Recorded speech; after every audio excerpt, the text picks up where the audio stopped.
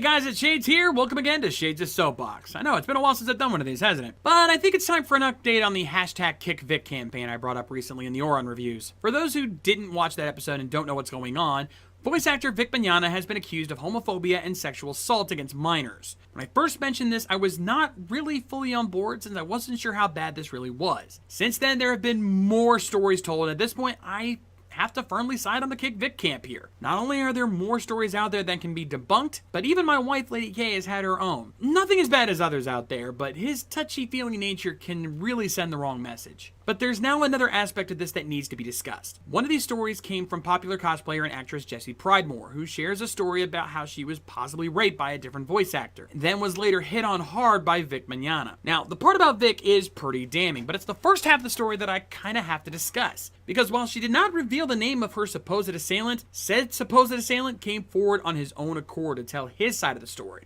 And believe it or not, this is relevant to Oron because it just happens to be Hikaru's voice actor, Todd Haberkorn. As I've said before, I'm always one to side with anyone making sexual assault accusations, but that doesn't mean I won't consider the possibility of things not always being as clear as they seem. According to Jessie, she was led into having drinks with Todd and his friend after they discussed her recent divorce. After feeding her several drinks, he then invited her up to his room to show his Japanese candy collection, where she soon blacked out. She then woke up undressed and half off his bed, which is where Vic's part comes in. When Todd shared his side of the story, however, he made it clear that it was consensual despite both of them being drunk, and had left together at the same time the next morning. He also revealed that they'd continue communicating with each other for quite a while afterwards, but he made clear he had no intentions of a long-term relationship as he was recently divorced, even providing screen caps of their online conversations which showed no indication of any issues between them. Now, when I originally wrote this script, I had planned to simply make this part of the Oron review and was going to end it there, staying neutral due to both sides not really having anything damning. However, what changed is another part entering the picture. In Todd's post, he had mentioned his friend Adam with him at the time of the incident.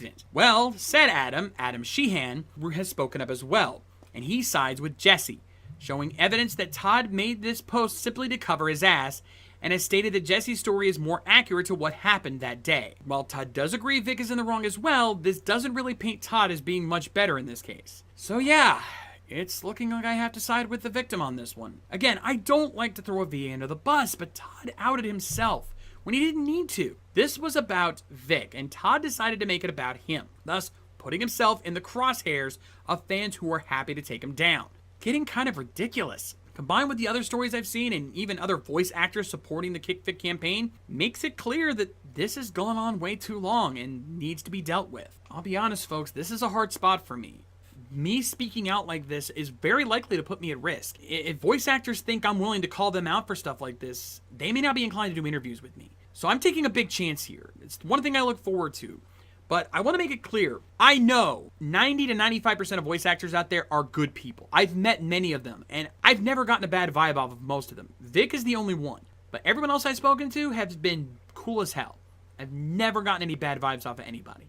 So I know this is not a common thing, but this has to be dealt with.